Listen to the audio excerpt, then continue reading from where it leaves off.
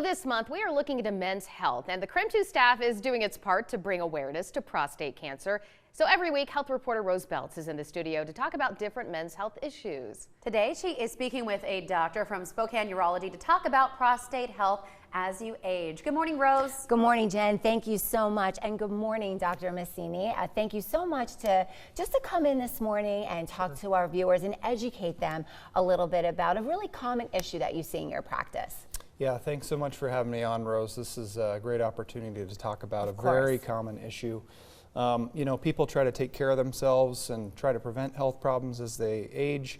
Unfortunately, some of the changes that come to the body with age are really out of control. For men, that includes enlargement of the prostate, which naturally happens with age, but for some men can lead to symptoms of a condition called benign prostatic hyperplasia. Okay, so is there, you said it's common, but is there any cause of why? I mean, you said age is a factor, but besides age, is there anything else that's contributing?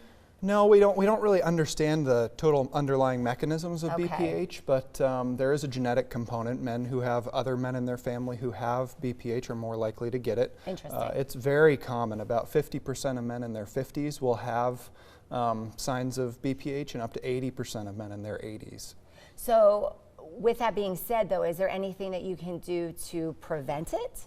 Not really. There's supplements everywhere. I mean, this time of year you see them everywhere. I noticed that. I'm glad you brought that up. And they have great marketing, and you know, they probably don't hurt anything, but they probably also don't help. There isn't a lot of data behind any of those. I think that the most important thing for men to do is really to just monitor how they are doing with their urination, pay attention to it, and if there's changes, talk to their doctor early so we can monitor it and make changes if needed and intervene. So besides that, what are some other symptoms in case anybody's at home maybe wondering questioning, their own health? Yeah, it can kind of sneak up on men because the bladder can compensate initially, but usually the first symptoms that people notice might be some weak stream. They have to push a little bit to start urination. They're going more frequently and urgently.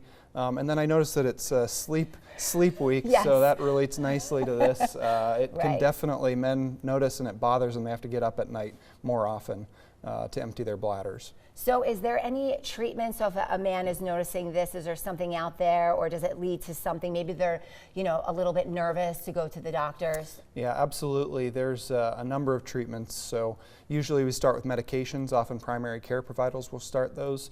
And those include medications that relax the bottom of the bladder neck or the prostate or slowly shrink the prostate over time. If those aren't working, though, then it's time to see a urologist for sure. And we do a number of procedures on the prostate, the first of which, or the least invasive of which, is called a UroLift procedure. And this is the newest and least invasive procedure on the prostate. Basically involves putting some implants in the prostate to create a channel so the urine passes more easily.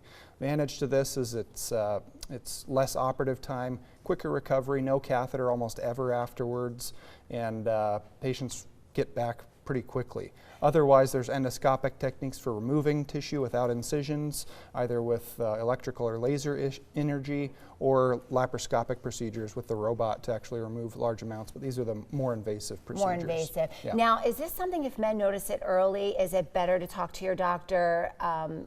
Would it be less complicated to treat this the earlier it's detected? Yeah, the earlier that it's detected, the more that your doctor can ask about it and monitor it.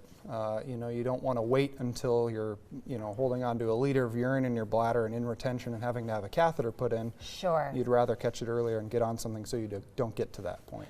And before we have to wrap it up here, is there anything that you are doing at Spokane Urology, and are you taking new patients? I am. I'm the newest member of the group, so I am definitely taking new patients. I've been here a few months.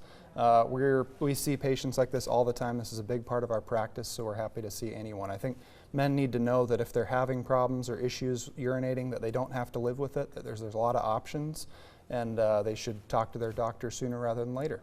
Right. Well, thank you so much for your time. Welcome to Spokane. Yeah, thanks a lot. Yeah, you're quite welcome. Thank you. And we'll be back with more CREM2 Morning News after the break.